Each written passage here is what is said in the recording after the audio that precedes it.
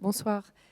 Patrice Leclerc, Anne-Laure Pérez, Mohamed Grichy, Yasmina Attaf, Présente. Philippe Clochette, Delia Toumi, Excusez-moi, Philippe Clochette donne pouvoir à Anne-Laure Pérez. Delia Toumi,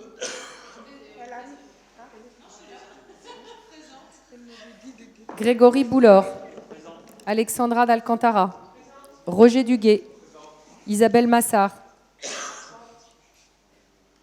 Houchen Belkacem, Céline Lanoiselet, Chaouki Apsi, Zineb Zouaoui, Laurent Noël, Carole Lafont, Richard Mera, Maria Blanca Fernandez, Christian Deschênes, Véronique Desmaîtres, Va arriver sûrement. Mariama Gassama, Présente. Ibrahima Ndiaye, Présent. Mohamed Dani,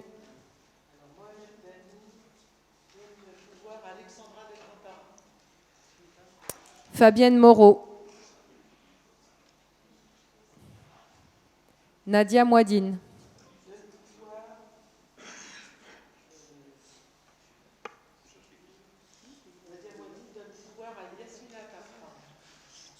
Christophe Bernier, Et Fabienne Moreau et Véronique Desmettes présentes. Zine Boukrich, Mamed Binagdan, Présent. Sophia Manseri,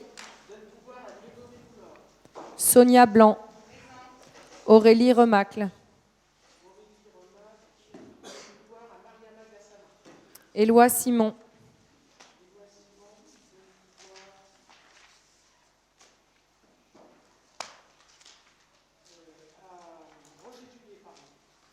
Khalid Damoun, Hassen Meharga,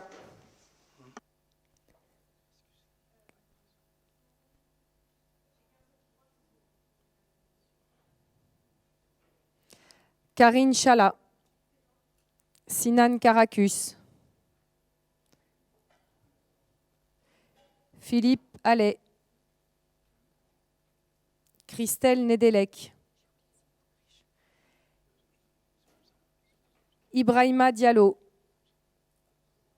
Elsa Fossillon, Laetitia Girardi, Jacques Briffaut, Isabelle Titi Dingong,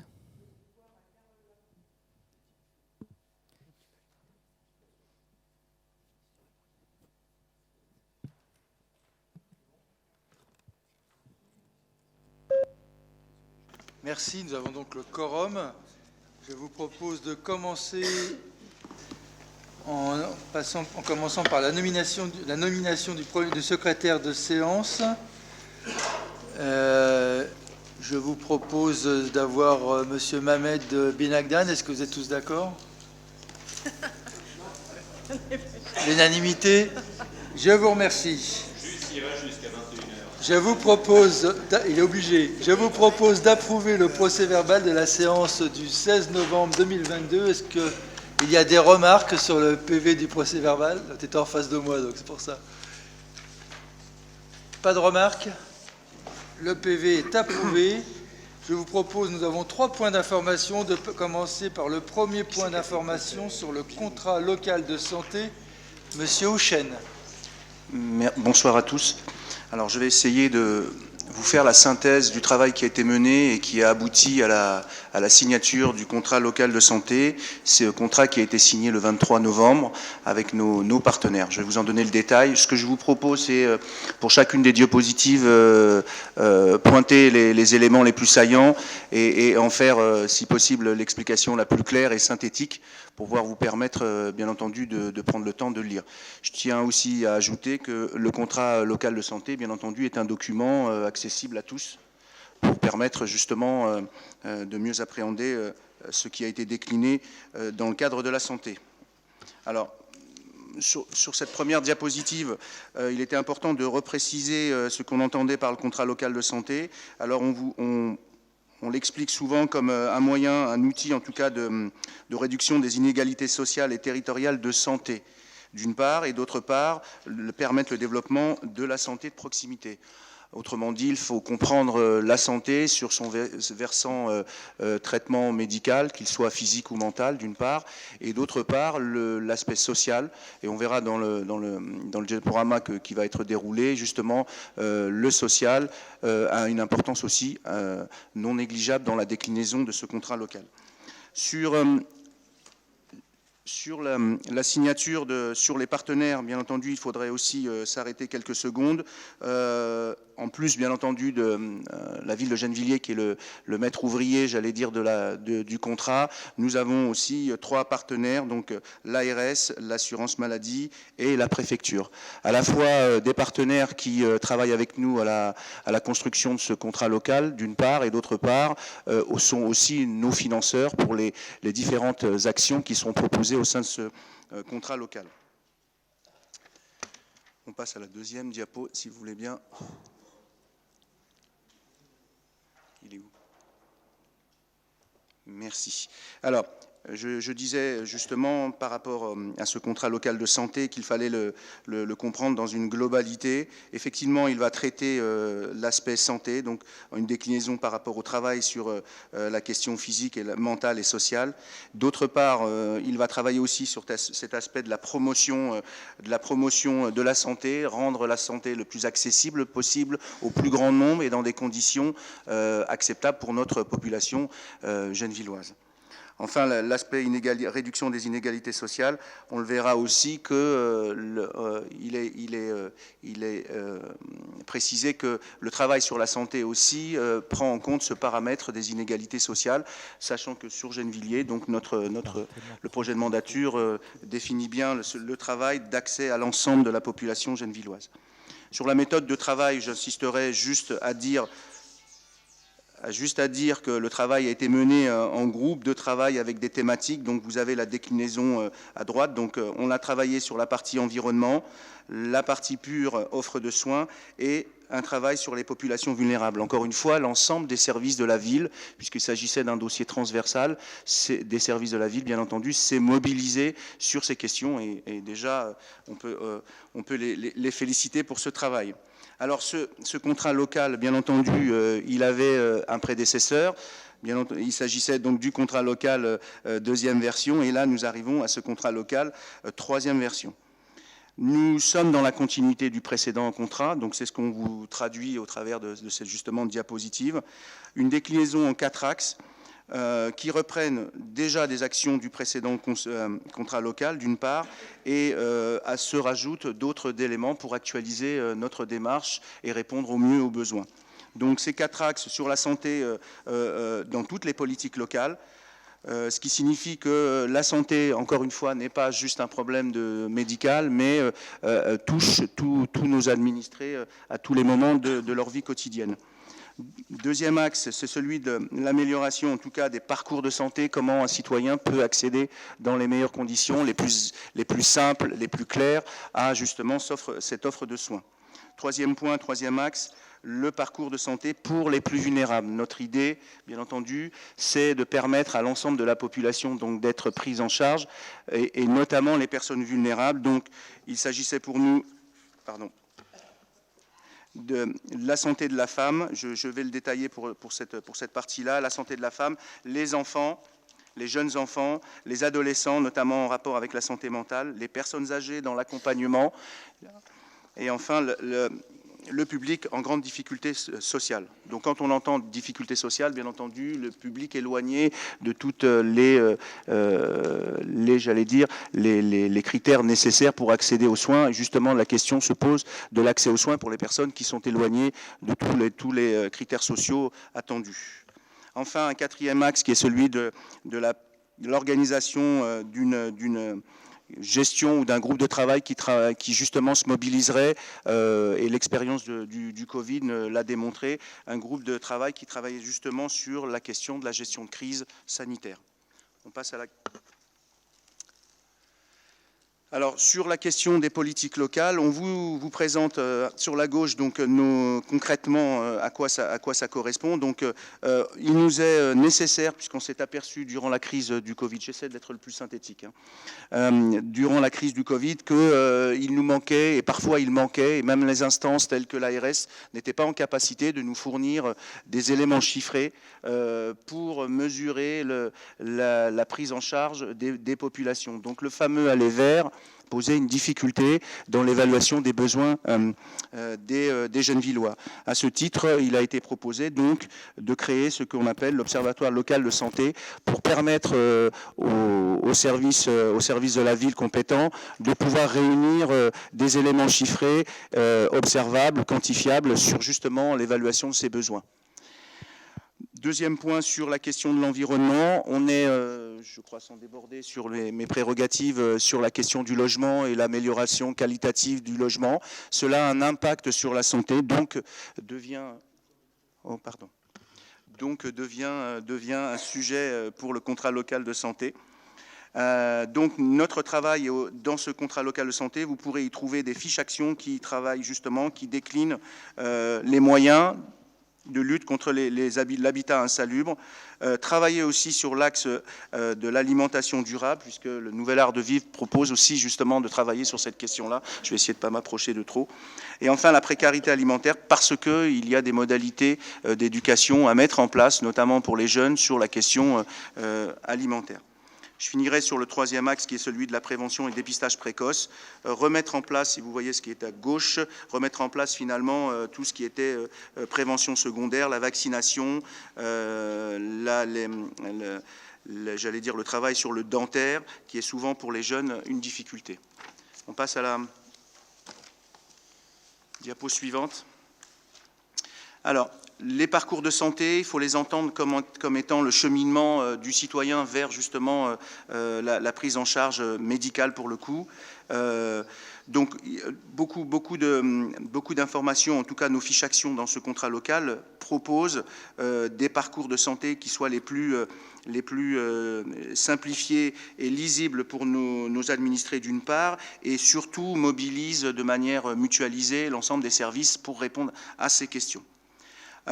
Sur la question des malades chroniques, là encore, nous travaillons avec les différents services pour mutualiser. Et donc, dans le contrat local, nous avons aussi des pistes et des propositions d'action qui ont été validées d'ailleurs, justement sur la prise en charge des maladies chroniques.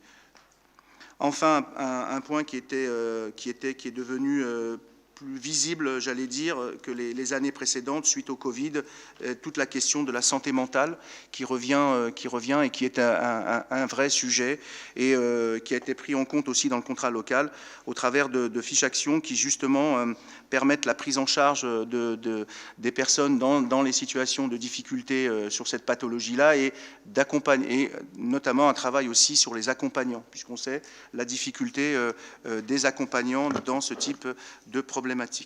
On passe à la... Bien entendu, je réponds aux questions s'il y a des questions. Alors, sur le parcours de santé pour les personnes plus vulnérables, ce qui a été identifié, bien entendu, qui était déjà issu du précédent contrat local de santé, celui de la santé des femmes et de la santé périnatale. Et d'un autre côté, la santé des 3-11 ans. Les nouveautés par rapport au contrat précédent, un travail au niveau des femmes sur la santé périnatale.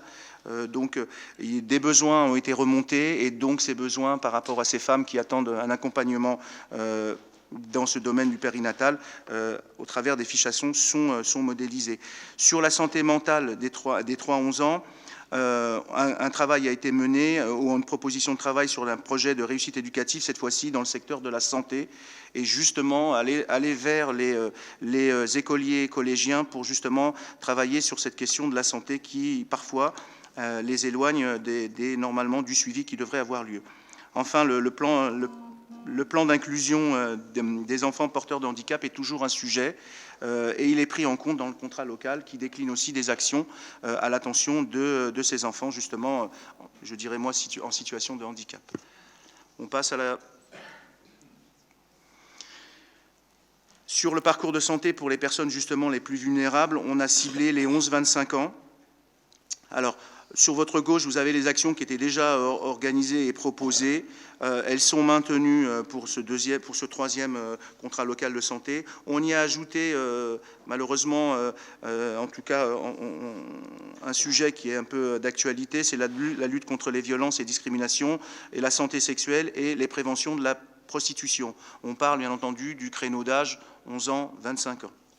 Ensuite, bien entendu, les parents, au travers des différentes lieux de scolarisation, ont fait remonter aussi des besoins quant à l'accompagnement et justement l'accompagnement des parents pour cette période de l'adolescence. Et donc, à travers le contrat local justement de santé, on propose une série d'actions qui accompagnent les parents dans justement cette éducation et à cette phase de l'adolescence. On continue sur la diapo suivante. Sur les parcours de santé pour les personnes plus vulnérables, il y a aussi les personnes âgées.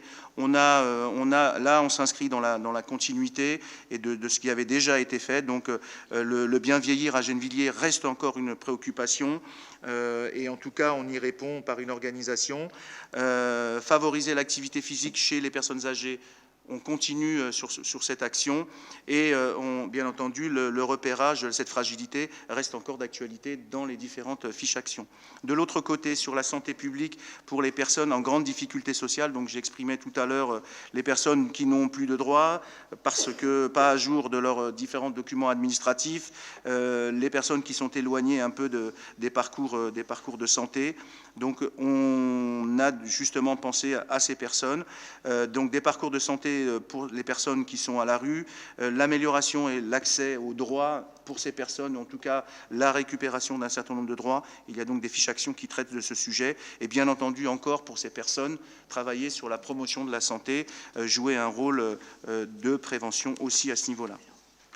J'aborderai donc le dernier axe, celui de la gestion de crise. Je ne vais pas trop m'attarder sur ce sujet, simplement à dire qu'il existe une structure d'organisation au sein des différents services qui est prête à se mobiliser, à s'organiser en cas de gestion, en tout cas de crise, qu'elle soit sanitaire, j'allais dire oui. En tout cas, elle l'a démontré au moment du Covid et on garde la même ossature pour tout type de crise de l'ordre de la santé. Donc vous avez une proposition de thématiques qui peuvent être prises en charge par ce dispositif de gestion de crise, donc animé à Retex, ça fait partie justement de cette organisation. Donc en fonction des situations, il y a un outil qui est disponible pour l'organisation. L'articulation, enfin pour finir sur cette diaporama, toutes les thématiques qui ont été développées, bien entendu, s'articulent absolument dans le cadre du projet de mandature. Et la santé dans toutes les politiques, c'est ce qui est proposé dans ce document.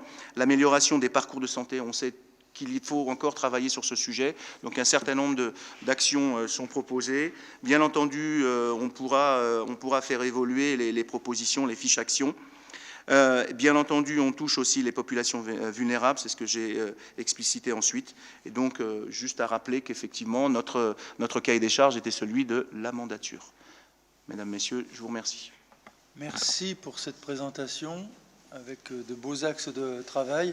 Et la semaine dernière, on a reçu, ou cette semaine, du coup, je ne me rappelle plus, on a reçu la directrice de l'ARS Île-de-France, l'Agence régionale de santé, et le directeur de la PHP. Et les deux venaient nous voir. Certes, on a des axes d'amélioration, mais venaient surtout nous voir sur le caractère exemplaire de notre action. C'est ça. Merci beaucoup. On peut le confirmer. Je propose de passer la parole maintenant à Céline Lanoiselet qui nous présente un point d'information sur le plan climat, air, énergie territoriale. Alors, merci, bonsoir. Donc, pour la présentation du plan climat, air, énergie territoriale, déjà permettez-moi d'utiliser l'acronyme PCAET. On gagnera un petit peu de temps. Alors, j'ai prévu une présentation très synthétique puisque le document original fait plus d'une centaine de pages. Donc, je vais procéder en deux temps. D'abord, un rappel de ce qu'est le PCAET, son fonctionnement, et quid pour la ville de Gennevilliers.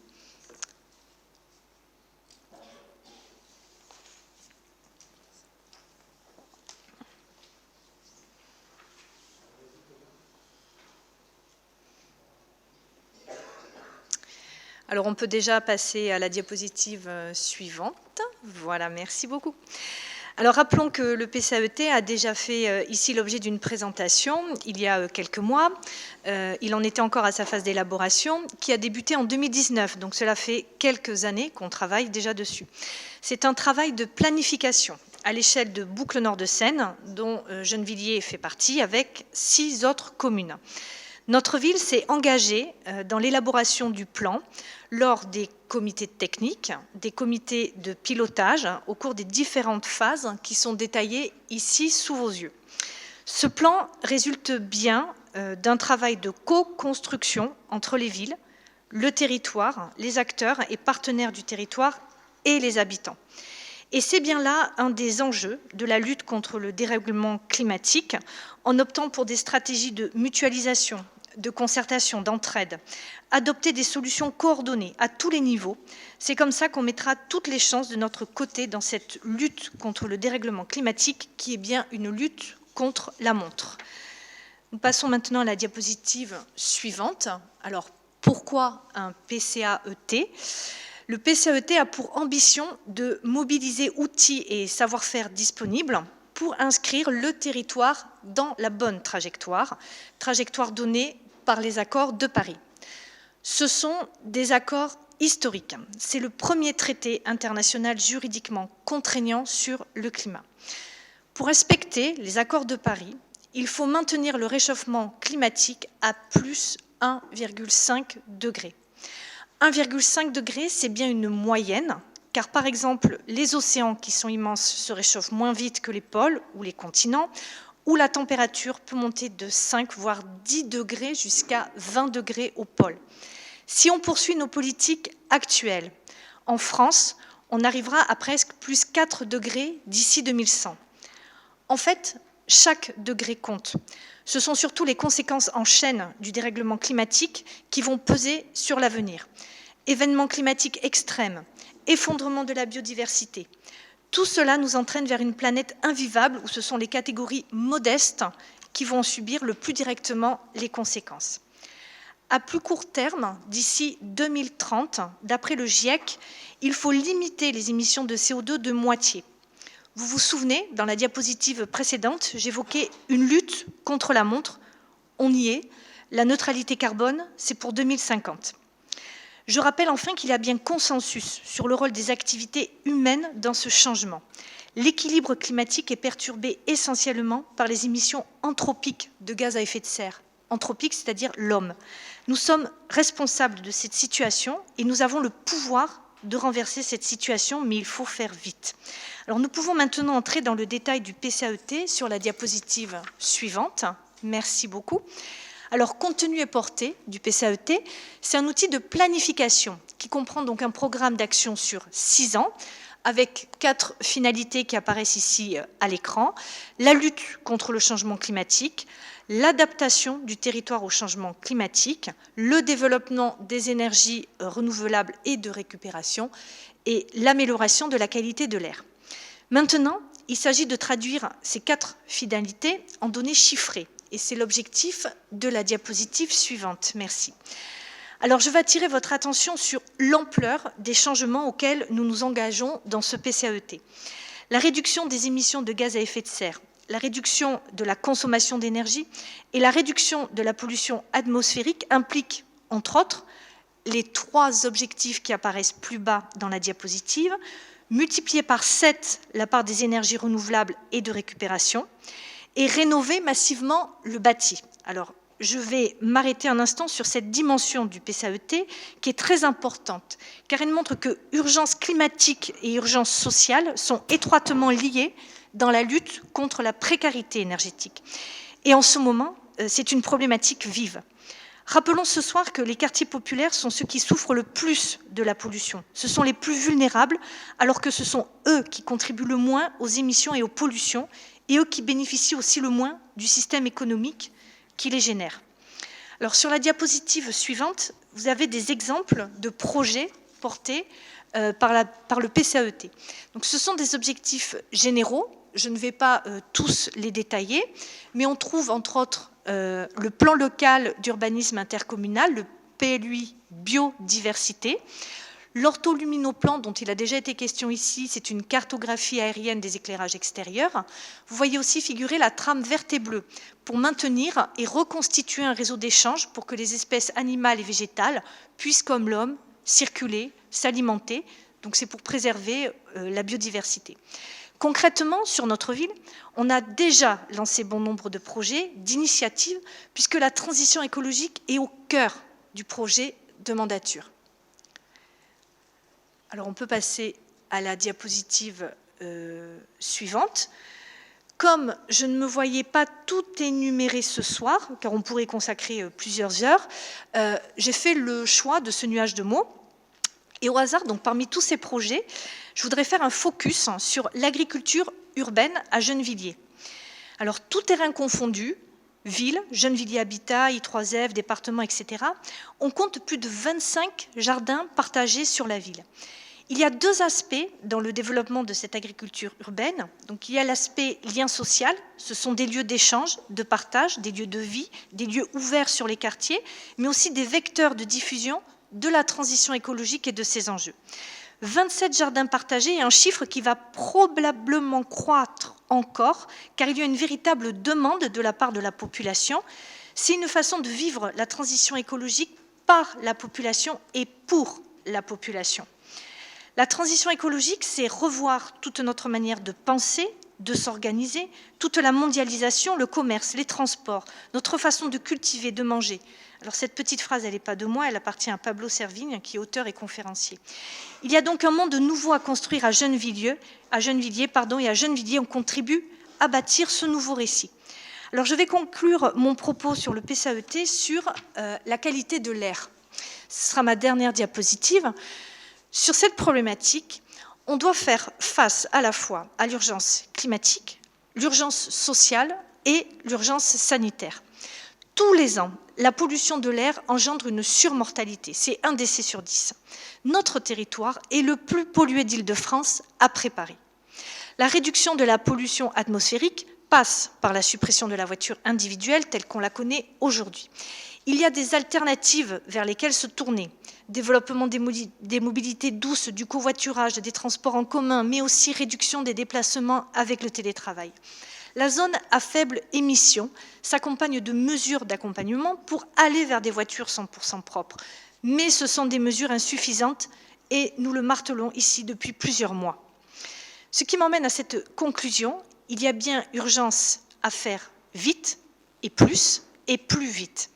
Cela implique de poursuivre nos actions et les amplifier, c'est-à-dire de nous engager dans un changement culturel profond pour la décision publique, sobriété, réduction de notre empreinte écologique, et construire un récit positif avec les Gennevilloises et les Gennevillois.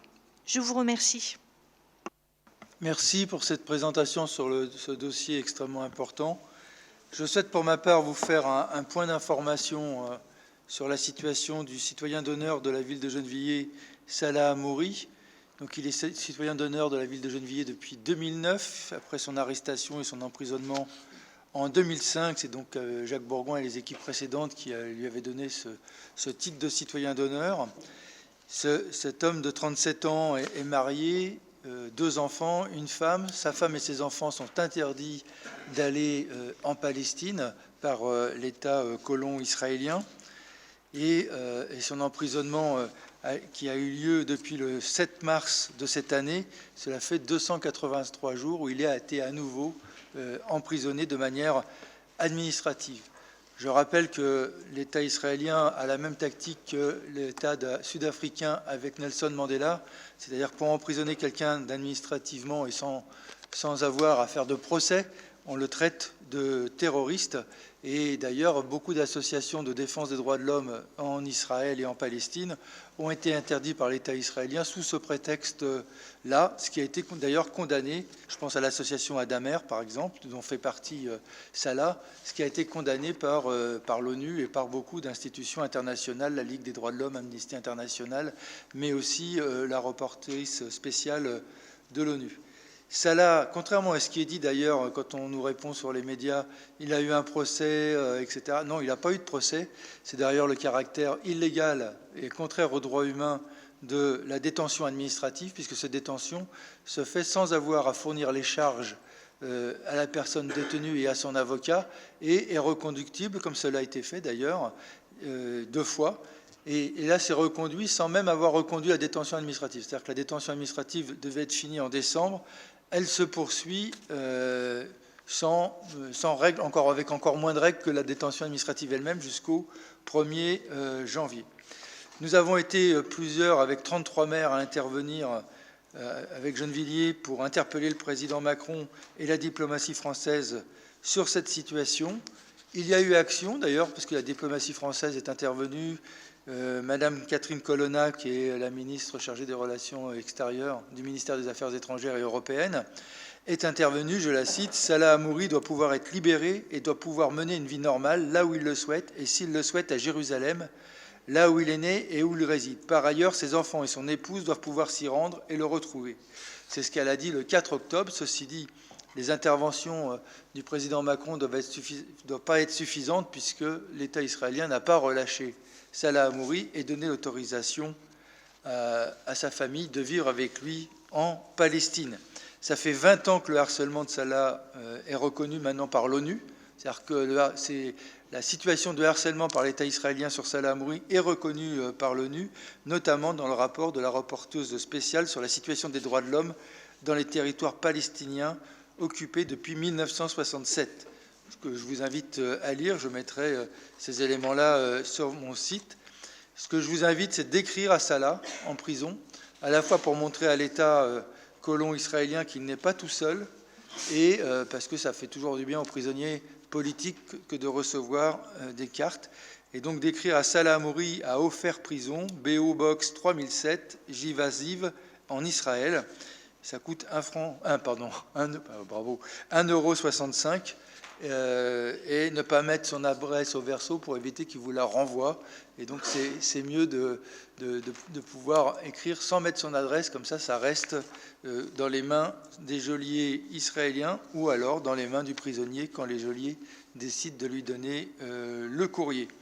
Aujourd'hui, Salah risque soit la poursuite de sa détention sans droit, de façon illégale, mais comme ça fait un moment que ça dure, ils peuvent le faire, soit son expulsion de Palestine, et donc à tout moment, donc il faut continuer et intensifier cette mobilisation. Et aujourd'hui, c'est l'anniversaire d'Elsa, son épouse. Donc j'ai une pensée pour elle et ses enfants, parce que ça fait quand même plusieurs années qu'elle n'a pas le droit d'aller vivre avec son mari et sa famille dans le pays de son mari. Merci de votre attention. Je vous propose de passer à la délibération. Juste avant, il y aura certainement une initiative France-Palestine. Gennevilliers m'a averti qu'il y aurait l'organisation d'une initiative de solidarité avec Salah Hamouri, certainement au mois de janvier. J'avais oublié d'informer l'assistance. Je fais le rappel, avant de passer à nos délibérations, que les conseillers intéressés ne peuvent pas prendre part au vote des délibérations dans lesquelles ils auraient un intérêt, mais on les signalera. Et je passe tout de suite la parole à M. Mohamed Benagdad pour un des actes les plus importants de notre Assemblée. C'est ce qu'on appelle le ROB, le rapport d'orientation budgétaire. Merci, Monsieur le maire. Chers collègues, c'est le 3e rapport d'orientation budgétaire du mandat que nous allons examiner, et ceci en préparation du vote du budget primitif qui aura lieu lors du conseil municipal de février prochain. Donc le ROB, comme le dit Monsieur le maire, est un exercice important. Il nous permet, en amont de l'établissement du budget communal, de discuter, de débattre de nos orientations, de nos engagements financiers. C'est un peu le budget avant le budget. C'est un moment privilégié pour présenter la stratégie financière de la ville et définir nos priorités pour les années à venir. Nous avons essayé, avec l'aide de nos services financiers, de simplifier et de rendre plus compréhensible ce document étoffé et dense d'une 40aine de pages. J'en profite pour les remercier pour ce travail conséquent, ainsi que toutes les directions et les élus qui ont participé à l'élaboration de ce document. Donc, ces orientations s'inscrivent dans un contexte compliqué, marqué par une succession de crises. Donc, je vais essayer de vous parler de ce ROB en 3 points. Donc, dans un premier temps, le contexte compliqué, donc une succession de crises. Dans un deuxième temps, nous présenterons les grands équilibres du budget communal. Et enfin, nous présenterons les orientations politiques pour l'année 2023 avec un budget qui reflète les engagements du programme municipal.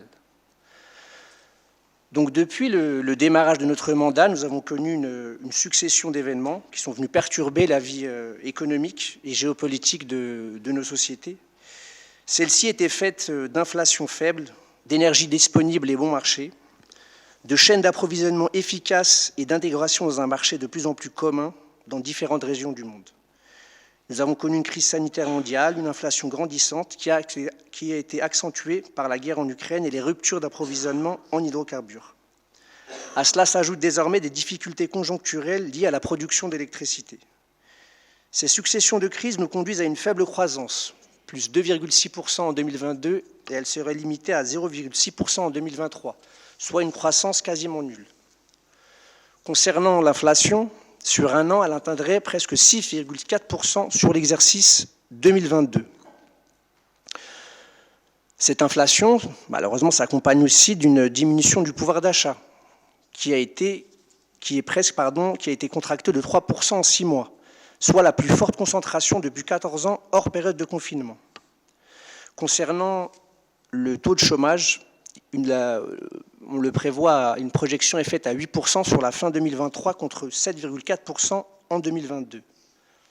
Qu'en est-il des finances publiques nationales ?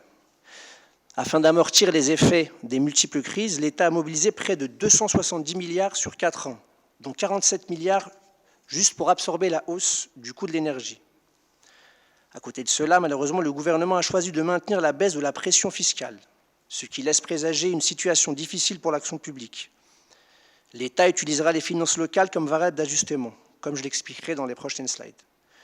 Concernant le déficit public, il est estimé à 4,9% du PIB fin 2022 et il remontera à 5,2% en 2023. Pour la dette publique, pareil, on passera de 111,2% en 2022 à 112,2% fin 2023. Voyons ce qu'il en est des lois de finances, du côté de la loi de programmation 2023-2027 et loi de finances pour 2023, qui reste toujours contraignante pour les collectivités. L'État poursuit sa politique de contractualisation sous une nouvelle forme, le contrat de confiance, un peu comme chez Darty, mais c'est moins avantageux. Afin de rétablir la trajectoire des finances publiques, l'État entend reconduire un dispositif contraignant pour nos finances locales. La LFP 2023-2027 indique viser un retour à un déficit inférieur à 3% du PIB à l'horizon 2027. L'objectif global fixé aux collectivités est une réduction en volume de leurs dépenses de fonctionnement. Qui dit diminution de fonctionnement dit une diminution effective du service public local. Ce contrat de confiance sera accompagné de sanctions pour les collectivités qui ne respecteraient pas le plafond établi. Heureusement, face à l'opposition parlementaire et celle des élus locaux, le principe n'est pour le moment pas maintenu et l'État renonce à ce mécanisme de sanction. Quoi qu'il en soit, selon les hypothèses retenues en prospective financière, le budget 2023 de la ville de Gennevilliers devrait respecter cette contrainte. Les dépenses de fonctionnement progresseront de façon maîtrisée entre 2022 et 2023, inférieures à 2% pour garantir un niveau d'autofinancement suffisant. Concernant le concours financier de l'État, il est marqué une progression ralentie. On notera une légère diminution de la DSU à 90 millions d'euros pour l'ensemble des collectivités. On note également un effort sur les dépenses de gestion avec, par exemple, le plan sobriété. Mais cela n'est pas suffisant pour financer les investissements indispensables aux transformations, notamment écologiques. On en parlait encore juste avant sur la présentation du PCAET. Sur le dispositif de soutien énergie en faveur des collectivités, les conditions d'éligibilité sont très restrictives et nous ne savons pas pour le moment si nous pourrons en bénéficier. En résumé, nous n'avons pas d'engagement de l'État sur la durée. La contractualisation reste, mais n'est pour le moment pas accompagnée de sanctions. Ce premier graphique représente notre budget de fonctionnement et le delta entre nos recettes réelles de fonctionnement en jaune et nos dépenses réelles de fonctionnement. J'ai pour habitude de toujours vous dire, tant qu'il n'y a pas d'effet ciseau, ça va. Donc là, la courbe jaune, ce sont nos recettes et la courbe grise, ce sont nos dépenses.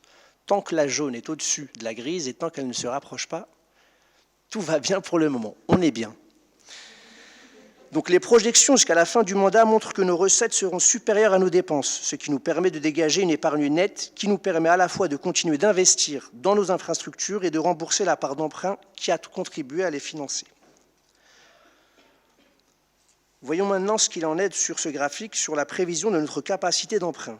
Pour 2023, le ratio de désendettement est fixé à 4,33 années. La capacité de désendettement de la ville reste donc favorable en 2023.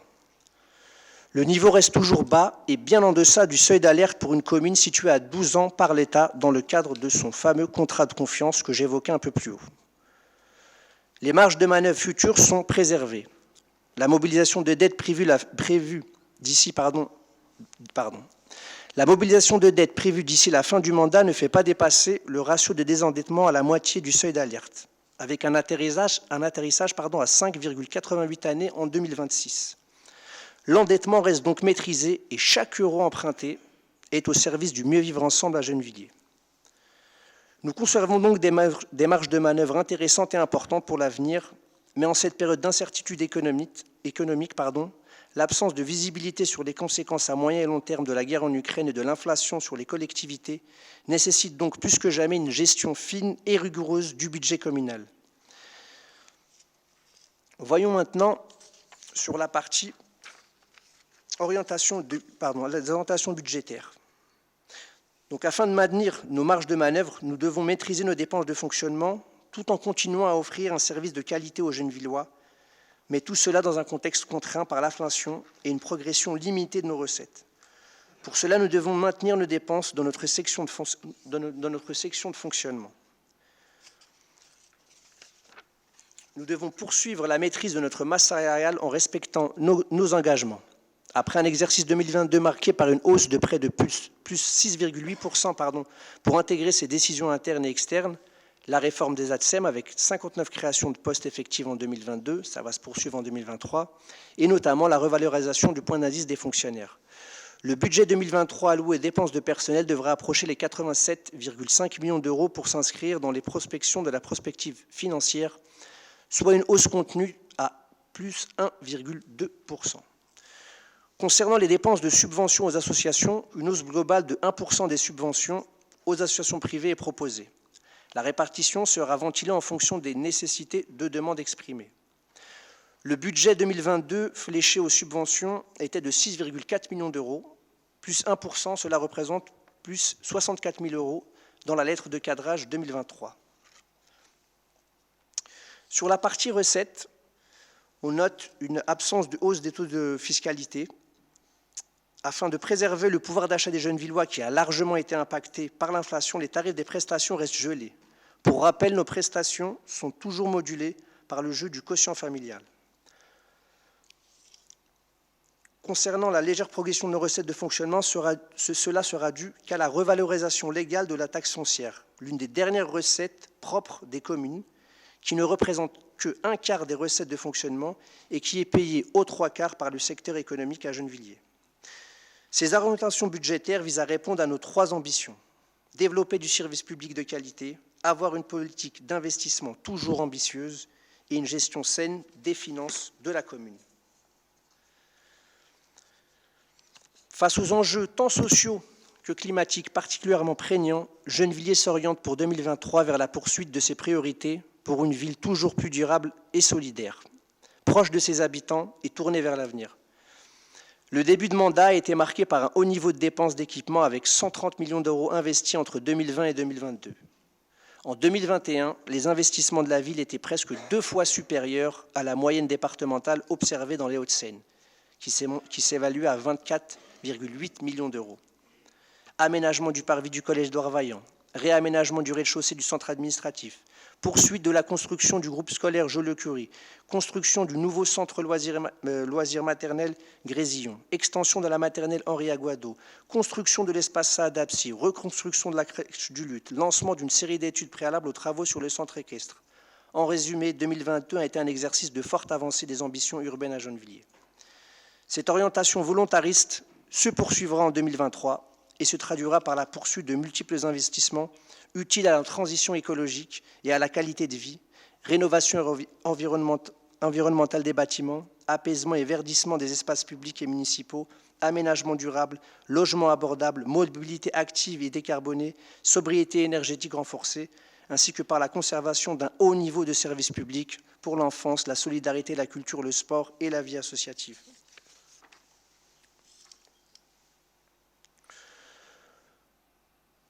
Donc, quelques illustrations des réalisations et des futures réalisations. Donc, vous avez pu remarquer la fin des travaux du rez-de-chaussée de la mairie.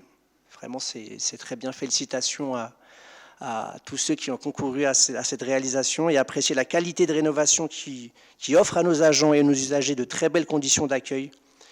Celle-ci marque notre ambition forte quant à la qualité de la relation du service public aux usagers, y compris pour ceux qui en sont jusqu'ici le plus éloignés. Nous continuerons à investir pour un coût prévisionnel 2023-2026 de 10,5 millions d'euros. Vous avez également des plans du futur centre équestre qui sera rénové sur 2 ans en 2023 et 2024 pour un montant de 4,3 millions d'euros. Au titre des équipements sportifs, on peut également évoquer la réfection de la piste d'athlétisme du parc des sports qui interviendra dès 2023 pour 1 million d'euros. Au titre du développement économique, nous pouvons noter l'opération d'installation d'une maison de l'artisanat dans les anciennes écuries Richelieu qui interviendra pour 4,63 millions d'euros sur la période 2023-2025. Sur le groupe scolaire Joliot-Curie, j'en ai déjà parlé, et puis sur la construction de l'espace à Adapsi également. Donc, concernant nos financements, nos ressources sont solides, elles font partie d'un travail pour essayer de diversifier nos ressources. Sur ce camembert, vous pouvez voir que la partie concernant l'autofinancement est de 27,4%. Nous avons également une bonne partie qui est due aux différentes subventions liées au PPI, qui se montent à 16,7%. À ce titre, l'année 2022 a permis à la ville de concrétiser plusieurs dossiers de financement lui permettant de sécuriser l'équilibre financier d'une partie des investissements en cours et à venir, signature du contrat départemental, dispositif quartier d'avenir sur les secteurs des Agnettes, contrat d'aménagement avec la région, octroi de subventions auprès de la métropole du Grand Paris. Donc, j'aimerais remercier les services financiers pour tout ce travail, pour cette recherche de financement extérieur. Concernant l'emprunt, il est à hauteur de 24,6%, à peu près un quart. Donc, sur les grands axes politiques, c'est un budget, comme je le disais, volontariste. Elles traduisent les engagements du programme de l'équipe municipale, validés par les électrices et les électeurs en 2020. Elles traduisent des orientations qui visent à ce que les jeunes villoises puissent continuer de vivre dans une ville moderne, populaire, qui protège et respecte ses habitants. Ces orientations s'inscrivent dans la volonté d'inventer ce nouvel art populaire de vivre en ville en le construisant avec les citoyennes et citoyens de la commune. La ville de Gennevilliers souhaite, avec l'ensemble de ses élus, inventer une ville plus généreuse, inclusive, respectueuse des humains et de l'environnement. Ce nouvel art populaire de vivre en ville, nous souhaitons l'inventer avec les jeunes villois, en associant le plus grand nombre, notamment les personnes les plus éloignées de la chose publique. 2023 continuera d'être marqué par les conséquences de la crise sanitaire des 3 dernières années, qui a amené la ville à se mobiliser pour protéger et aider chacun à traverser ces moments délicats. La pandémie s'accompagne d'une crise économique et sociale qui aggrave les politiques gouvernementales libérales que subissent de plein fait les jeunes villois. La ville, comme les autres collectivités locales, subit aussi les conséquences de cette politique.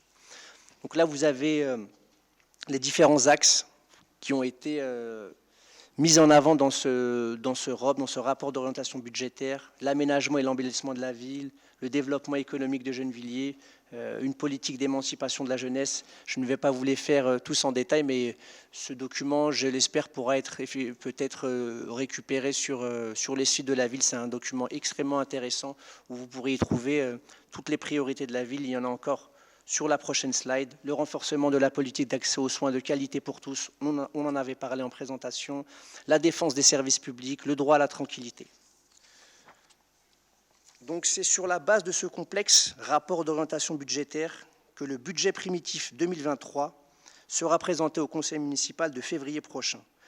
L'ensemble des choix faits devra évidemment être réinterrogé pour les années suivantes au regard des fluctuations de la situation nationale et internationale. Vous l'aurez compris, Monsieur le maire, Mesdames et Messieurs les élus, malgré les difficultés liées à un contexte économique difficile qui frappe les finances de la ville et celles des jeunes Villoises et des jeunes Villois, la ville continue à poursuivre une politique ambitieuse au service de ses habitants grâce à une gestion mesurée et saine de ses finances. Je remercie l'ensemble des services pour ce travail conséquent et en particulier la direction des finances. Je vous remercie pour votre attention. Vive la République, vive la France et vive la Palestine. Merci, merci. Idima Maghreb. Merci, Monsieur Benagdan, pour cette présentation. Y a-t-il des interventions?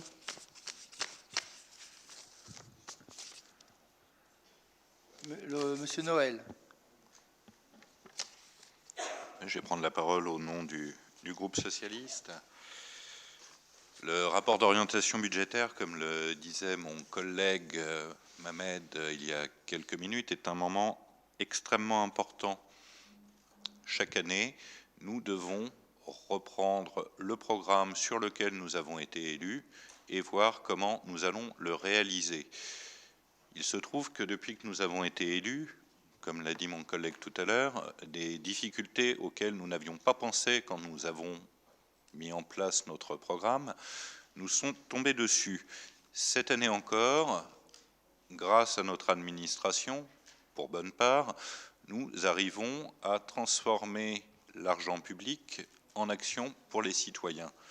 Donc ce rapport d'orientation budgétaire, avant le budget, vous montre très précisément que vos élus restent ambitieux pour que la ville prenne toute sa part dans l'avenir et pour que les populations qui y vivent y trouvent leur place. Donc un très grand remerciement à l'administration et en espérant que les années prochaines, nous ayons toujours ce dynamisme nous permettant, avec des finances en baisse, de toujours pouvoir proposer plus à notre population. Merci. Merci. Madame Gassama.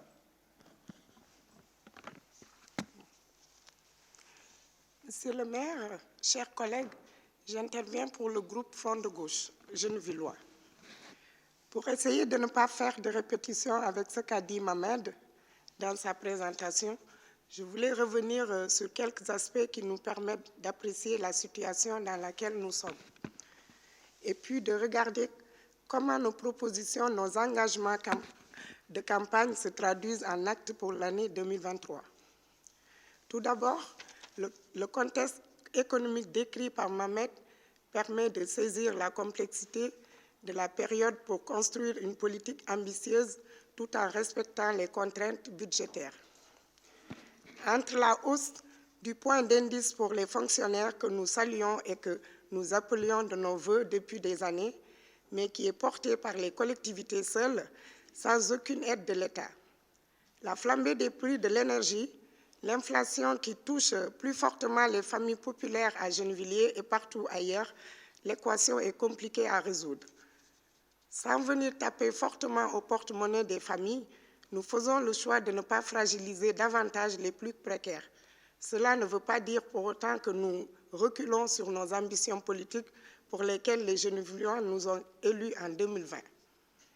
Ainsi, les priorités énoncées pour notre mandat sont respectées et sont menées, que ce soit dans l'enfance et la petite enfance, les investissements dans les grands projets cités dans la présentation, mais aussi les moyens accrus pour les associations, la santé, la tranquillité, comme tu veux. La résolution de cette équation entre des moyens en baisse et des ambitions maintenues passe notamment par un sérieux dans la gestion de notre collectivité. À ce titre, je voulais saluer et remercier le travail de l'ensemble des agents de la ville qui mettent en œuvre le service public communal dont nous pouvons être fiers. Mais cette équation devient de plus en plus difficile à résoudre chaque année. D'autres communes, comme la nôtre, tirent la sonnette d'alarme sur les dégâts déjà présents et à venir. L'État doit changer et braquer concernant les politiques publiques. Moins de moyens pour les collectivités, c'est moins de services publics, c'est moins d'égalité territoriale. Contrairement à ces idées libérales et rétrogrades, nous faisons le pari et la démonstration que l'action publique est une des réponses à la crise économique et sociale que nous connaissons. Il est temps que l'État reconnaisse la puissance du service public et lui donne les moyens de fonctionner comme il se doit. Merci de votre attention. Merci Madame Gassama. Y a-t-il d'autres interventions? Je n'en vois pas. Je vous remercie pour celles et ceux qui sont intervenus. Je signale quand même à l'opposition présente et absente que le rapport d'orientation budgétaire, théoriquement, c'est le moment où on dit ce que l'on souhaite, voire même son opposition à la ville. Mais bon, il faut travailler pour cela. Je vous propose simplement d'en prendre acte. On peut mieux faire, c'est vous tout. vouliez parler, Madame Chala? Nous, on va s'abstenir comme d'habitude. Il n'y a pas de vote. On peut mieux faire, c'est tout. Oui, c'est ça. C'est très bien. Merci. D'abord, on ne vote pas, c'est on prend acte. Est-ce que vous êtes d'accord pour prendre acte de la présentation de ce rapport? C'est quasiment obligatoire puisque le rapport a été présenté. Je vous remercie. Je vous propose de passer à la délibération. Avant de passer à la délibération F2, je voudrais à mon tour remercier la Direction générale des services, la Direction des finances et l'ensemble du personnel communal qui nous aide à prendre des décisions, qui nous aide à mettre en œuvre et qui fait un travail très bien, qui nous permet d'avancer, de tenir nos orientations. Donc merci à elles et à eux. Je propose de passer à la délibération F2. Monsieur Binagdan, budget primitif. Excusez-moi. Donc le budget primitif, dans sa décision modificative numéro 1. Pardon. Donc cette première et dernière décision modificative vient clore un exercice budgétaire 2022 particulièrement perturbé par la crise énergétique, je viens d'en parler, et des mesures qui ont suivi, inflation, revalorisation salariale.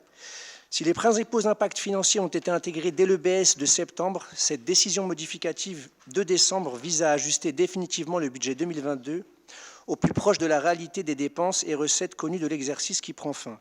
Il s'agit donc pour la ville d'arrêter exactement la somme empruntée pour financer ces dépenses en investissement au plus proche des besoins. Ainsi, divers ajustements sont proposés tant côté dépenses que côté recettes.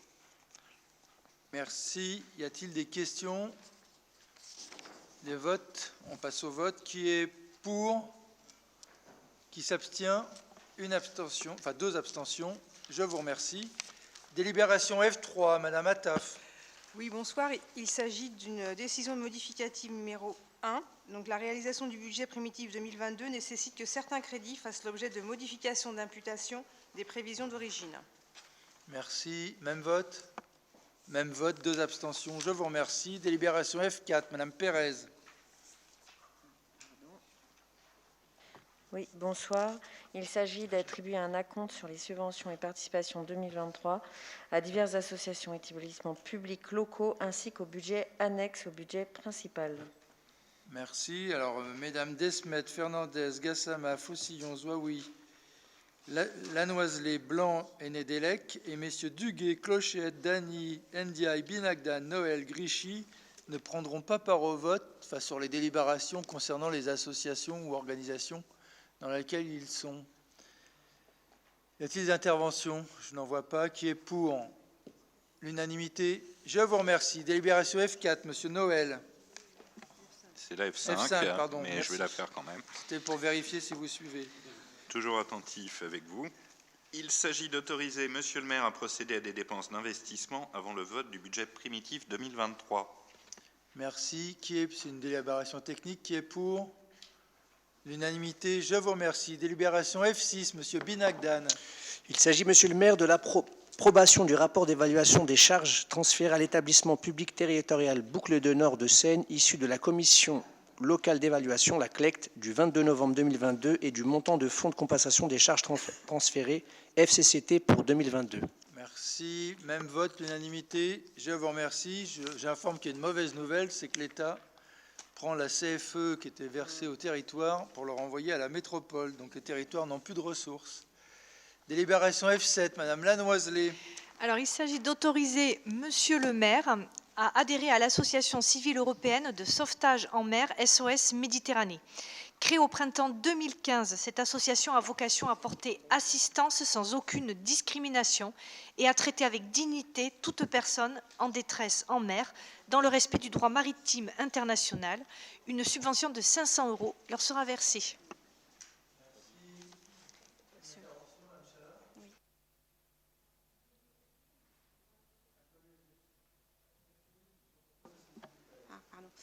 Donc, je disais qu'on va voter pour, bien entendu, mais on pense qu'il serait peut-être plus judicieux de donner une subvention de 1 000 € à l'association Maison de la Solidarité qui accueille et qui accompagne le même public, plutôt que d'être dans une certaine forme de démagogie en donnant 500 € à une association qu'on ne connaît pas. S'il vous plaît, merci pour la démagogie, mais c'est pour ceux qui se noient en mer.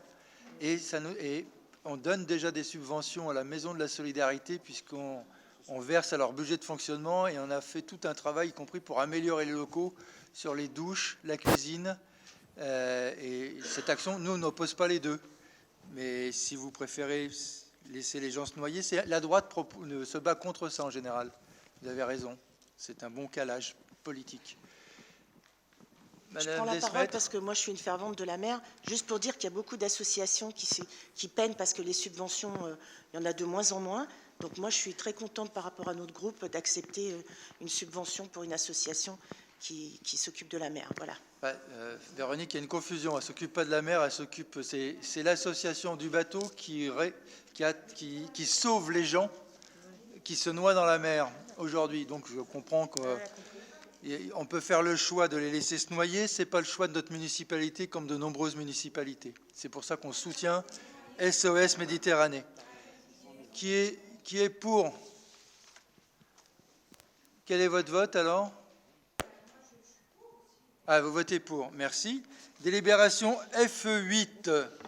Madame Toumi. Il s'agit d'autoriser Monsieur le maire à signer une convention de partenariat entre la Caisse des écoles et l'association Culture Relax et la ville de Gennevilliers autour de toute la révision du format de notre Noël en direction des enfants porteurs de handicap. On est sur un passeport d'inclusion culturelle sur des séances tout à fait ouvertes et non pas réservées. Donc on travaille dans le sens de l'inclusion avec le cinéma Jean Vigo.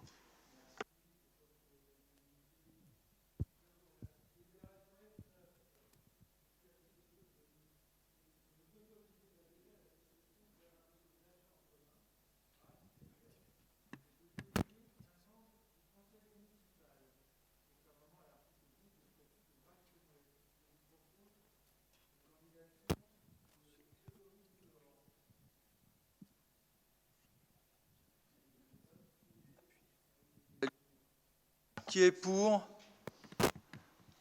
Qui s'abstient? Non, pour l'unanimité. Je vous remercie. Délibération F10, Madame Zouaoui. Il s'agit d'autoriser Monsieur le maire à signer la convention en annexe entre la ville de Gennevilliers et le comité des œuvres sociales du personnel communal pour l'année 2023 à 2025 et autoriser également le versement de la subvention annuelle d'un montant de 329 600 €. Qui est pour?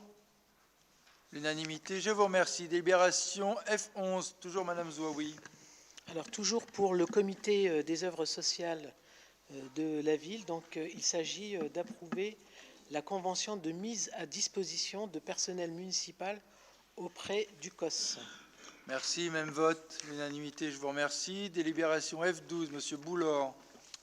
Bonsoir. Donc il s'agit d'autoriser la signature de la convention de mise à disposition du personnel municipal auprès de l'association Agir. Merci. Monsieur Clochette et Madame Desmet et Fernandez ne prendront pas part au vote. L'unanimité, en général, merci. Délibération F13, Madame Moreau. Ah, votre micro ne fonctionne pas. Non, mais celui de votre voisin, s'il est sympa, il peut vous le passer.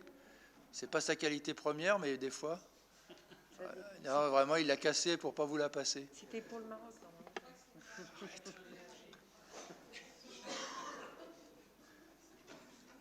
Bien, sans micro.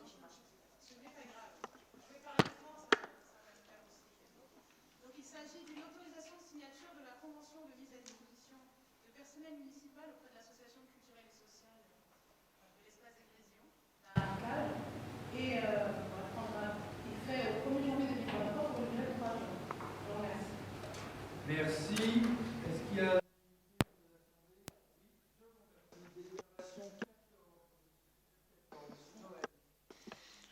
Oui, il s'agit de fixer un taux de rémunération pour les agents médiateurs pour la direction de la citoyenneté et de la cohésion sociale.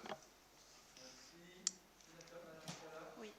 Alors, on va voter pour, mais parce qu'on estime que cette initiative va dans le bon sens. Ceci dit, il faut aller un peu plus loin, je pense. Merci. Il faut aller un peu plus loin dans cette démarche, car à Gennevilliers, je pense qu'on a vraiment besoin des médiateurs et que nous voulons que les médiateurs soient bien formés, avec des plans de formation, une montée en compétences, et afin de créer une certaine attractivité dans l'exercice de ce métier, avec une approche et un développement qui serait peut-être un peu différent pour donner vraiment du sens à la médiation. Je suis intéressé de savoir comment vous voyez améliorer la formation par rapport aux formations qu'on donne déjà, ou c'est tous les cas comme amélioration.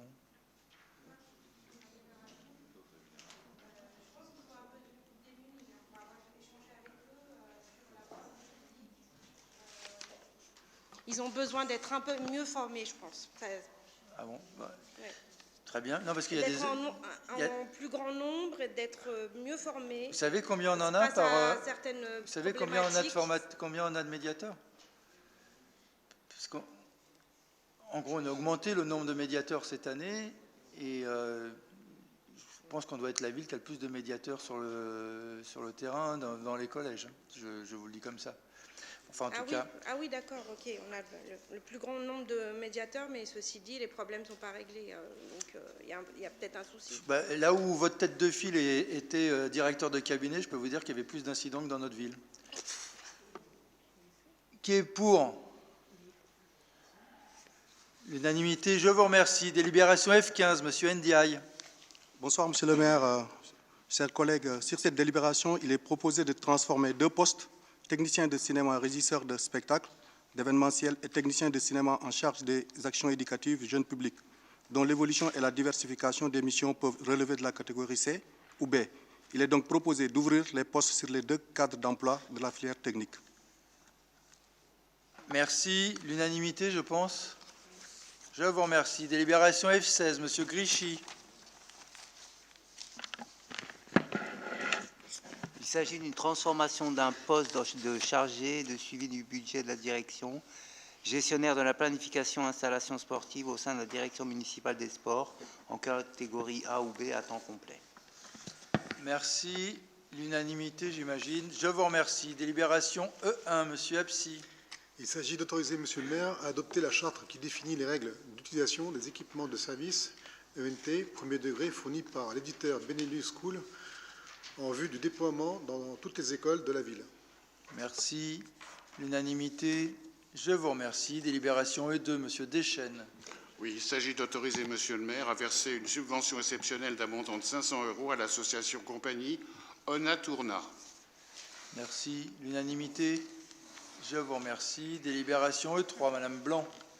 Bonsoir. Alors, il s'agit d'attribuer une subvention exceptionnelle de 1 000 € à l'association Cyclocross United dans le cadre de l'organisation de la Coupe d'Île-de-France de cyclocross qui aura lieu les 7 et 8 janvier 2023 au Parc des Cévennes. Merci. Merci. J'imagine qu'il y a encore l'unanimité.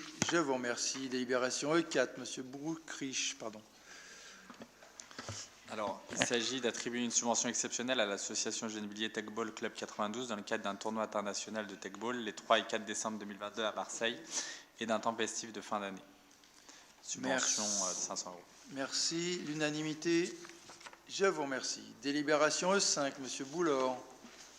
Oui, il s'agit d'autoriser Monsieur le maire à attribuer une subvention exceptionnelle à l'association de la Maison de la Solidarité de Gennevilliers pour un montant de 1 100 € afin de contribuer au coût financier d'une sortie en car au profit de leurs bénéficiaires.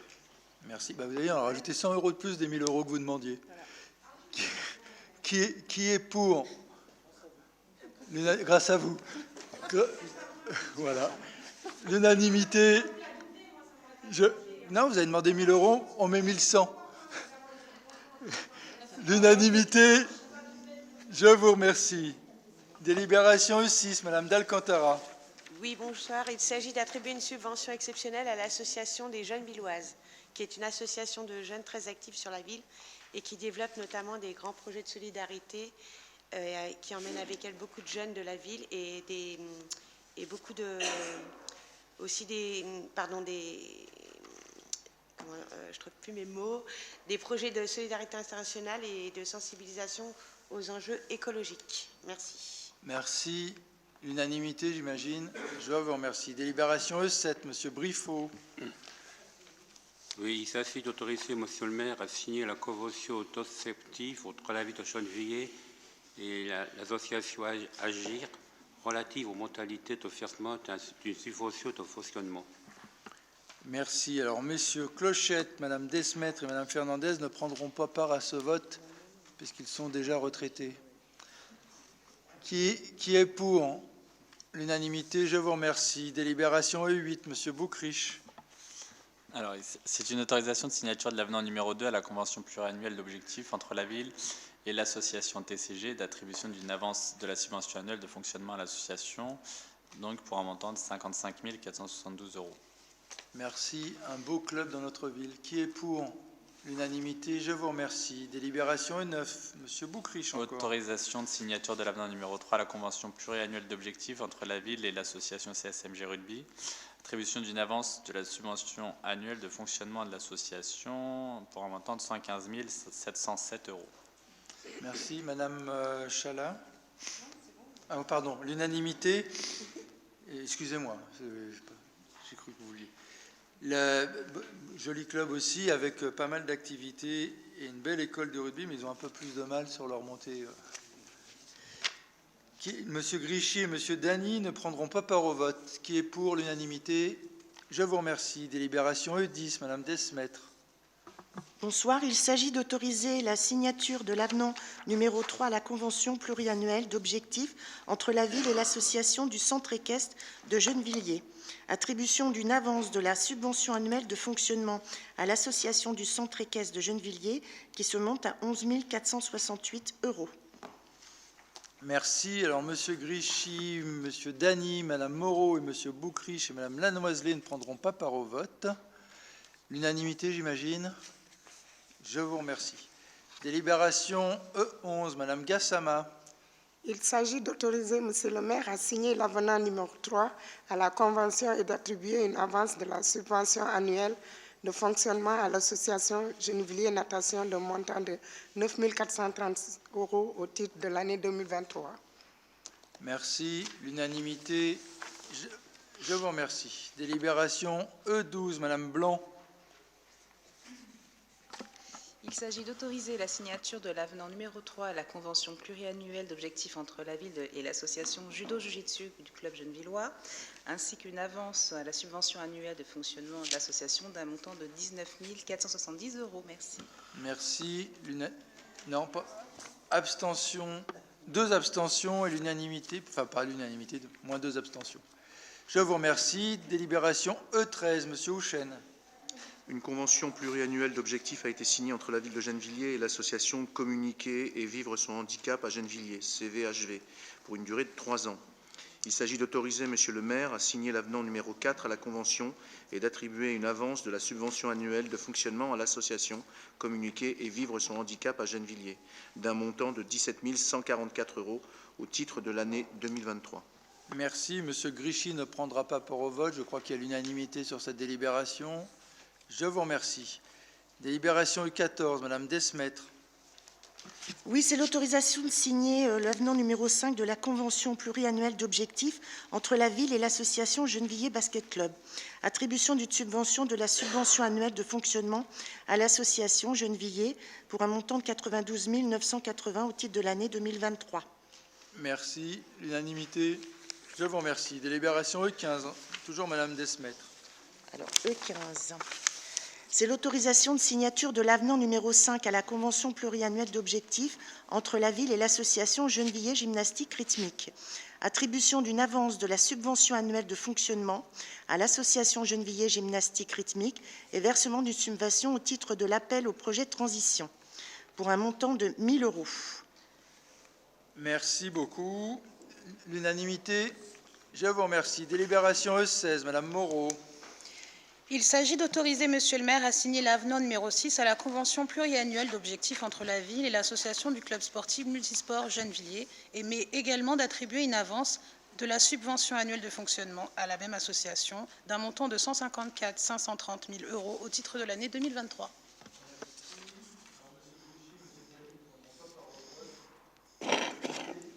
Je vous remercie.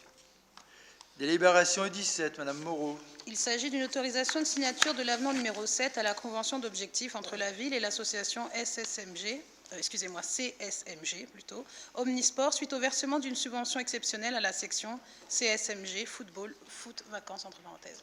Même vote, l'unanimité, je vous remercie. Et M. Grichy et M. Dany ne prendront pas part au vote.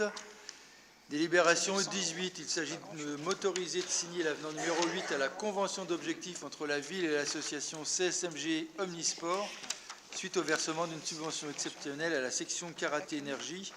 Et donc, c'est de faire cette avance, notamment une subvention exceptionnelle d'un montant de 1 000 € pour aider la section dans les frais engagés dans cet événement.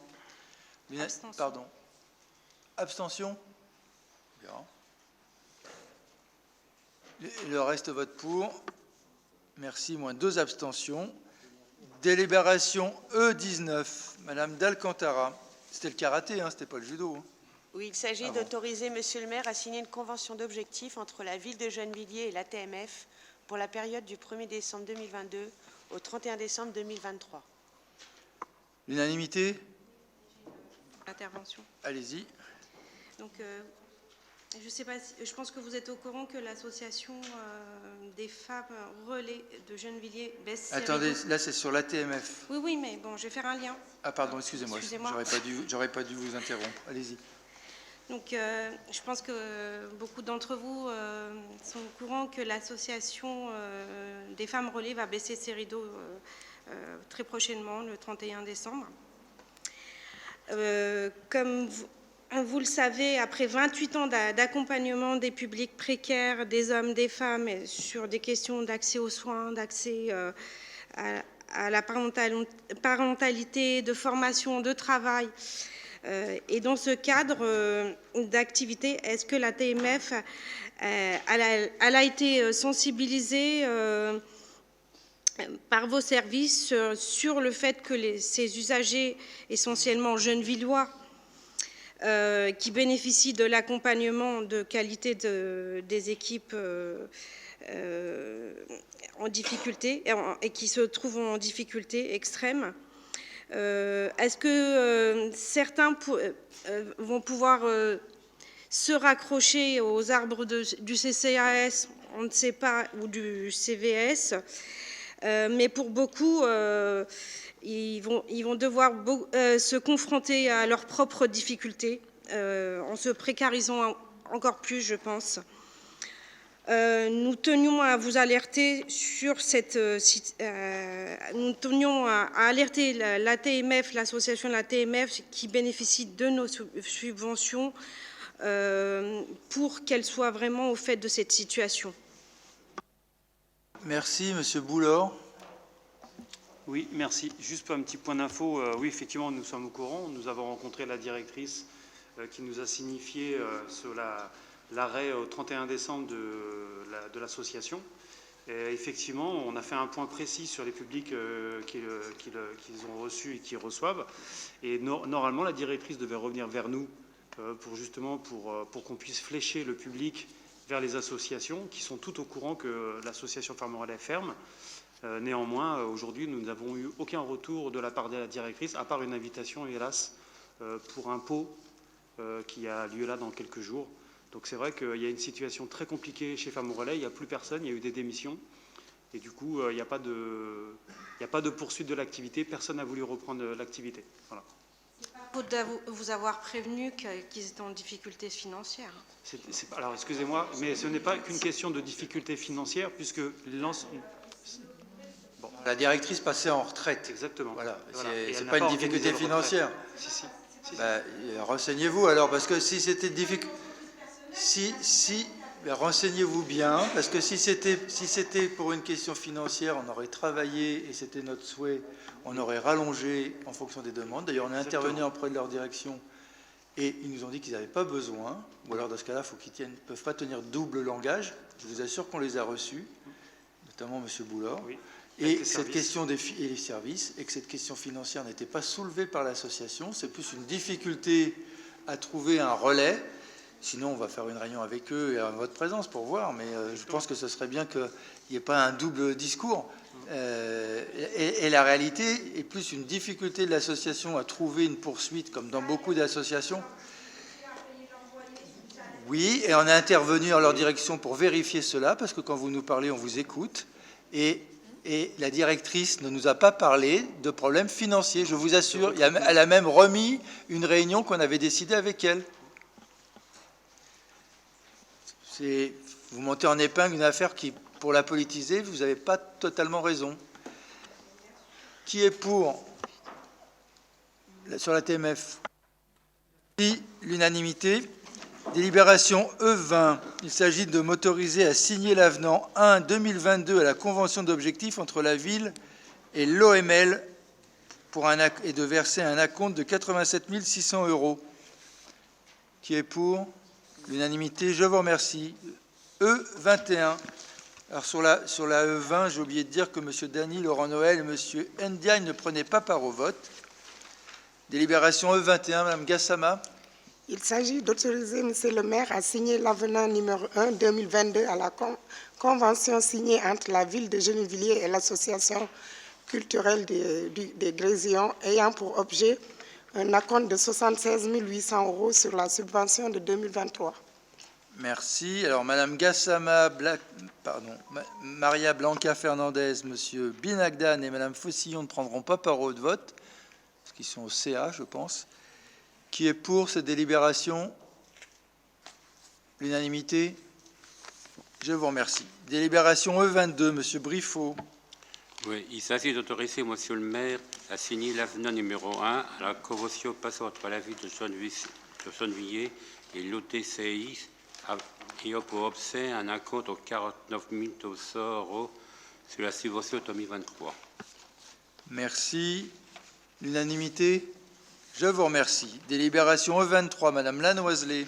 Alors, il s'agit d'autoriser la signature d'une convention d'objectifs entre la ville de Gennevilliers, la Fédération sportive et génomique du travail et la ville d'El Biré, qui est notre ville jumelle palestinienne, dans le cadre de l'action concertée de ces trois acteurs dans le projet de coopération pour un accès à toutes et à tous à une politique sportive locale du sport émancipatrice et inclusive, donc en direction de la jeunesse palestinienne. Je vous remercie. Merci. L'unanimité? Je vous remercie. Délibération E24, Madame Moreau. Il s'agit d'autoriser Monsieur le maire à signer la convention qui définit les relations entre la ville de Gennevilliers, la Cité de la musique pour le développement du projet Demos. C'est un très beau projet et j'ai eu le plaisir de remettre les instruments de musique aux enfants, aux 17 enfants, c'était vraiment bien. Non, on va voir s'ils vont jouer après. Qui est pour? Il y aura un spectacle en juin. Il faudra qu'on vous invite tous d'ailleurs. L'unanimité, je vous remercie. Délibération 25, Monsieur Ndiaye. Il s'agit d'autoriser M. le maire à signer l'avenant numéro 9 à la convention d'objectifs entre la ville de Gennevilliers et le Tamanoir, permettant le versement de l'avance de la subvention de fonctionnement de l'année 2023. Merci. L'unanimité, je vous remercie. Madame Zouaoui et Madame Mouadine ne prennent pas part au vote. Délibération 26, Madame D'Alcantara. Oui, il est proposé au Conseil municipal de prendre acte du rapport en matière d'égalité entre les femmes et les hommes pour la période 2021-2022. Merci. L'unanimité, je vous remercie et il s'agit juste de prendre acte d'ailleurs, il ne s'agit pas de voter. Donc tout le monde prend acte, je vous remercie. Délibération E27, Madame Attaf. Oui, il s'agit d'autoriser Monsieur le maire à signer l'avenant numéro 5 à la convention de municipalisation des crèches suite à l'augmentation de la capacité d'accueil des établissements République et Lénine. Merci. Madame Chala? Oui, je suis pour, mais j'ai une intervention. Allez-y. Est-ce qu'on peut connaître la capacité l'augmentation de cette capacité d'accueil, le pourcentage éventuellement, et puis est-ce qu'il serait possible d'envisager une sorte de quota pour quelques berceaux concernant les professionnels de santé, les artisans qui travaillent sur la ville, qui apportent une plus-value à notre ville en termes de services à la population. Et puis, ça permettrait aux personnes qui ne bénéficient pas d'accord d'entreprise de bénéficier vraiment d'une place en crèche sur la commune. Pardon, pour la capacité, c'est 5 berceaux pour République et 3 pour Lénine. Et pour la deuxième question concerne... Alors, on a une très forte demande de Gennevillois pour avoir une place en crèche. Donc, il nous paraît assez difficile de proposer des places aux non-Gennevillois. Voilà. Merci. Qui est pour? L'unanimité? Non. Si? Madame Chala? L'unanimité? Non, non, c'est pas une... L'unanimité, je vous remercie.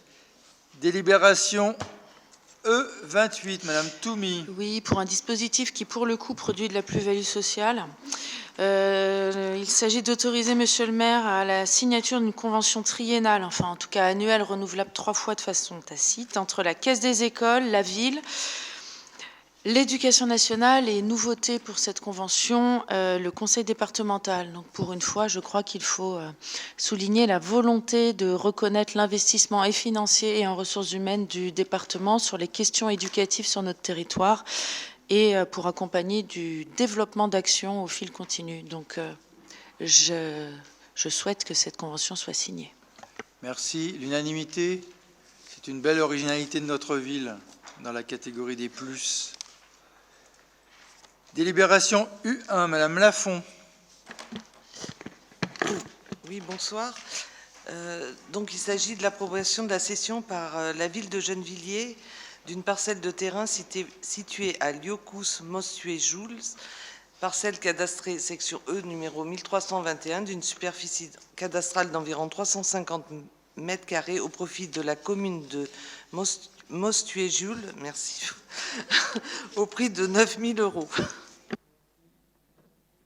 Merci. L'unanimité, je vous remercie. Délibération U2, Monsieur Duguay. Oui, il s'agit donc de l'adoption du plan de mobilité employeur de la ville de Gennevilliers à faire évoluer donc les pratiques de déplacement professionnel de ses agents pour les rendre plus vertueuses. Il vise également à encourager donc les agents à modifier leurs propres habitudes de déplacement au domicile-travail. Le PDME est bâti autour d'un plan d'action co-construit avec les agents qui se déploiera sur 4 ans avec des mesures concernant différents champs, donc la mise en place du forfait mobilité durable, le renforcement de la flotte de vélos, la mutualisation des véhicules, poursuite du déploiement du télétravail et la visioconférence, etc. Merci. Un beau dossier qui est pour l'unanimité. Je vous remercie. Délibération U3, encore Monsieur Duguay. Donc, il s'agit donc de l'approbation de la mise en œuvre d'une forfait mobilité durable au bénéfice des agents de la collectivité. Donc, depuis 2021, la ville est engagée dans l'élaboration de son plan de mobilité employeur qui inclut donc la mise en place du forfait mobilité durable, FMD. Celui-ci permettrait donc de pouvoir promouvoir le vélo comme mode de déplacement alternatif, tout comme le covoiturage. Il est proposé donc de verser un forfait de 200 € aux agents qui utilisent ces moyens de transport, vélo ou covoiturage, au minimum de 100 jours par an. Merci. L'unanimité aussi. Je vous remercie. Bon, il y avait un petit piège, Monsieur Duguay, vous avez présenté ces 2 rapports. Je voudrais vous voir dans la semaine en vélo. U4, Madame Lanoiselet. Il s'agit d'approuver le plan climat air énergie territorial qui vous a été présenté tout à l'heure. Ah oui, on a eu la grande présentation. L'unanimité? Ah non, allez-y, Madame Chala. J'ai une intervention pour la U4. C'est très bien, votre présentation a été intéressante, mais dans le cadre de la mise en place de la zone ZFE, les Gennevillois vont être confrontés à la quasi-impossibilité pour grand nombre d'entre eux de pouvoir accéder à un véhicule neuf, dit propre, je veux dire, hybride à 100% et électrique, puisque le budget minimum sera de 20 000 € pour beaucoup d'entre eux, ça va être la catastrophe. De nombreux problèmes en découlent aussi, à savoir la mise en place d'un nombre de bornes de rechargement qui seront insuffisants sur l'espace public, les parkings aériens, les parkings dans le parking de la mairie, j'en sais rien. L'installation de bornes de rechargement dans les box qui seront louées par les bailleurs privés, le GH ou l'OTSI, ou bien quelques surcoûts aussi pour les locataires. L'installation de bornes de rechargement aussi chez les propriétaires ou les primo-accédants à la propriété, les maisons individuelles et copropriétés. Ça va être compliqué. Merci, vous avez totalement raison. C'est pour ça que j'étais un des premiers au Conseil métropolitain. J'étais un des premiers au Conseil métropolitain à alerter sur la fois la nécessité de mettre en place la ZFE, mais d'un accompagnement social.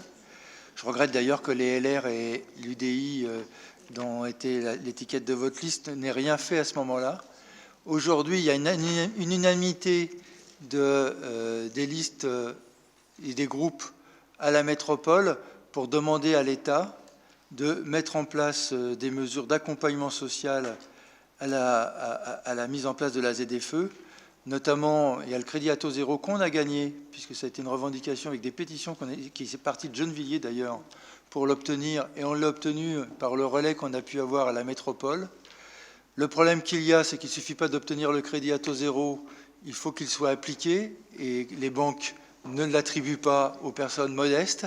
Et donc il faut que l'État, et c'est la bataille que l'on mène en ce moment au niveau de la métropole, il faut que l'État garantisse les crédits à taux zéro, et il faut une augmentation des primes, à juste titre, comme vous le soulevez, des aides pour les véhicules. En même temps, la solution n'est pas de remplacer tous les véhicules individuels par des véhicules électriques, parce que sinon, vous voyez, là, cet hiver, on nous parle de coupure parce que EDF n'arrivera pas à suivre.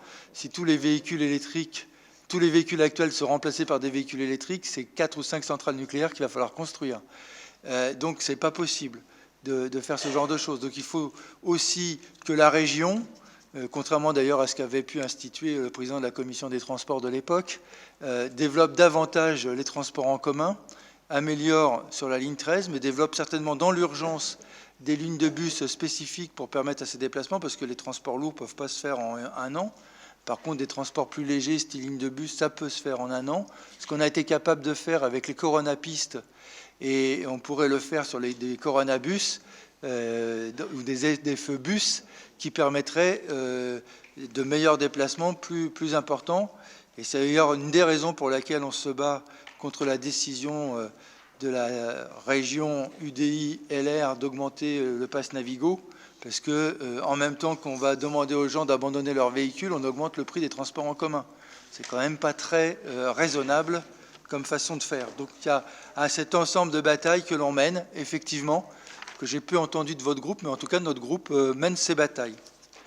Qui est pour l'unanimité? Je vous remercie. Délibération U5, Madame Pérez. Oui, il s'agit d'approuver le bilan de la concertation publique liée au projet de construction d'une plateforme multimodale de logistique sur le port. Moi, j'ai une intervention. Allez-y, Madame Chala. Je serai pour, mais bon, ceci dit, vous ne pensez pas que la quasi... enfin, les 700 camions quotidiens, 10 véhicules propres vont générer de nombreux embouteillages aux alentours. Dans cette zone dite ZFE, ça va mettre à mal, je pense, clairement la qualité de l'air. Mais bon, c'est juste... Vous avez totalement raison de vous préoccuper de cela, Madame Chala. On l'a fait aussi. C'est aussi pour cela que le président de Green Doc a pris l'engagement, suite aux mesures d'ailleurs aux réunions de concertation qui ont eu lieu et les interventions des associations d'environnement, a pris l'engagement qu'il n'y aura que des véhicules propres pour la desserte du dernier kilomètre. Et ça, c'est extrêmement important. Y compris, l'idée, c'est d'augmenter, puisque pour l'instant, pour nous, c'est insuffisant l'utilisation de la voie d'eau, puisqu'il est de l'ordre de 15%. Mais pour nous, l'intérêt de cet entrepôt en bord de Seine sur 4 étages est un moyen de travailler sur la densité économique et donc de ne pas prendre des plein terre comme ça se fait aujourd'hui, dans le triangle des Gonesse, par exemple, pour lequel je suis allé manifester pour qu'on garde cela pour nourrir la région parisienne. Et donc densifier en proximité permet d'avoir justement des camions qui ne traversent pas toute la région Île-de-France, mais font le moins de kilomètres possible. Et l'idée d'aller le plus loin en péniche est une question qui on pousse encore. D'ailleurs, on a un progrès. Si vous avez lu la presse aujourd'hui ou hier, par exemple, l'entrepôt Vélog, qui est sur un étage qu'on a déjà construit dans le port, accueillait Ikea, qui jusqu'ici payait des amendes parce qu'ils n'utilisaient pas la Seine, et elle vient de décider d'utiliser quasiment que la Seine pour livrer dans Paris, dans ses magasins. Donc c'est vraiment une infrastructure d'avenir, mais là où vous avez raison, il faut qu'on prenne garde que ces engagements soient bien respectés, qu'on ait des véhicules non polluants. 2, sur les trajectoires, mais si vous regardez bien les trajets, ça traverse assez peu la ville, mais c'est plutôt la A15, la A86, enfin la A15 non, mais la A86, beaucoup pour livrer dans différents endroits dans Paris, mais c'est une question qui pour nous est importante. En tout cas, ça peut être un progrès pour moins polluer en région Île-de-France que de rapprocher les entrepôts de leurs consommateurs. Ce qui n'empêche pas qu'il faut aussi que les consommateurs arrêtent un peu l'hyperconsommation, et si on pouvait baisser la consommation et avoir besoin de moins de livraison, ce serait une bonne chose, surtout qu'on nous annonce des livraisons par drone au-dessus de la Seine dans la prochaine période. Donc celles et ceux qui veulent protéger les oiseaux, quand il y aura des drones sur la Seine, je pense que ce sera encore plus compliqué que les bateaux et les péniches. Notre intention, nous, c'est d'essayer d'augmenter le nombre de bateaux sur la Seine, parce que ça pollue quand même, mais ça pollue moins que les camions, y compris parce que quand il y a un projet de construction d'une usine à hydrogène dans la Seine, sur le port, ce qui pourrait permettre d'alimenter des péniches à hydrogène, puisqu'il y a des tests qui sont faits pour avoir des péniches à hydrogène. Sur Paris, d'ailleurs, ce seront exclusivement des péniches électriques. C'est déjà le cas en ce moment qui est mis en œuvre pour diminuer la pollution quasiment totalement, d'ailleurs, enfin, sauf à la production, au niveau de la production d'électricité. Donc là, c'est une attention, et c'est pour ça qu'on suit aussi tout ce qui se fait autour de l'axe Seine, parce qu'il va y avoir un énorme développement économique, mais autour de l'axe Seine sur la voie fluviale, entre la mairie du Havre, la mairie de Rouen, la région Normandie, le département de Seine-Maritime, Paris et nous. Et donc on peut même avoir la prétention d'être la porte de l'Atlantique à partir de Gennevilliers, et la porte de Paris quand on vient dans l'autre sens, et en tout cas un point fort du développement de l'axe Seine. Mais les camions, si vous les avez, si ces camions, Madame Chalat, ces camions vous les aurez s'il y a un entrepôt qui se crée par exemple dans le Val d'Oise. Ces camions, ce sera encore pire, ils traverseront tout le Val d'Oise pour arriver là, et là ils ne seront plus électriques. Qui est pour cette délibération? Vous la votez? Je vous remercie. Délibération U6, Monsieur Briffaut. Oui.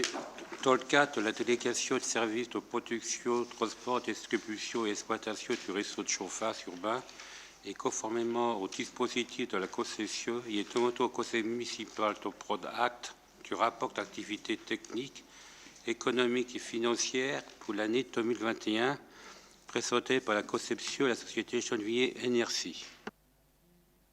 Des interventions? Il n'y en a pas. L'unanimité? Je vous remercie. Jusqu'ici, nous sommes très contents de cette chaufferie biomasse, parce que d'abord, elle nous fait baisser les coûts et limiter les hausses.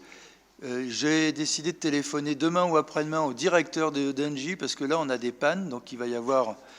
j'en informe tout le monde, 2 jours de coupure de chauffage et d'eau chaude dans le quartier centre juste en face parce qu'il y a des fuites dans le réseau qu'il faut réparer.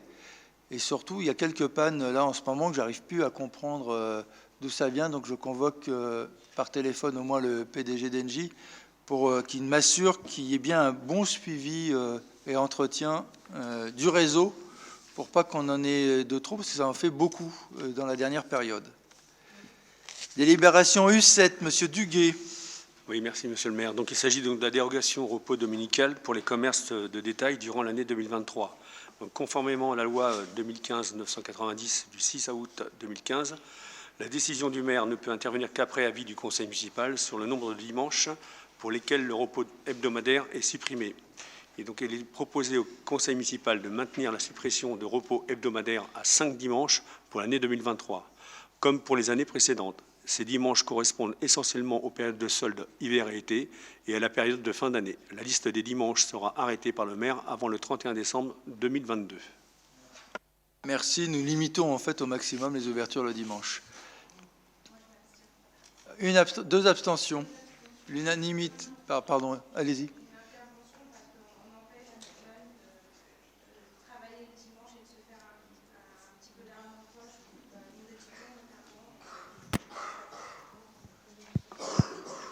Merci.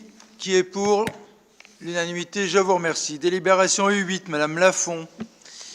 Oui, donc c'est pour l'opération de construction de 75 logements sociaux au 117 rue Henri Barbus, dont 30 logements financés en PLAI. Et pour ces logements financés en PLAI, la participation de la ville est d'un montant global de 592 464 €. Merci. Madame Lafont, Monsieur Boulor, Madame Pérez, Monsieur Attaf, Madame Fernandez. Monsieur Attaf. Madame Attaf. Ah oui, t'as râlé tout de suite. Madame Maria Blanca Fernandez, Madame Manséry et Patrice Leclerc ne prendront pas part au vote sur cette délibération. Il y a l'unanimité? Normalement, vous ne votiez pas pour le logement social. L'unanimité, je vous remercie. Délibération U9. Monsieur Duguay. Non, c'était moi. Ah bon, bah, Madame Lafont, allez. Alors là, c'est pour la même opération. Pour les 34 logements financés en plus, la subvention donc est de 687 175 €. Merci. Les mêmes ne voteront pas. L'unanimité, je vous remercie. Délibération U10, Madame Lafont. Donc là, c'est pour les 11 logements qui sont financés en PLS et la participation de la ville s'élève à un montant global de 204 861 €. Merci. L'unanimité, je vous remercie. Délibération U11, Monsieur Deschênes.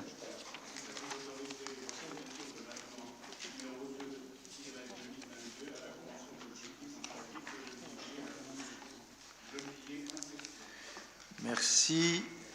Madame Chala. Moi, on vote pour, mais ceci dit, j'ai une intervention. Je voulais savoir en quoi cette convention peut aider nos jeunes dans leur insertion.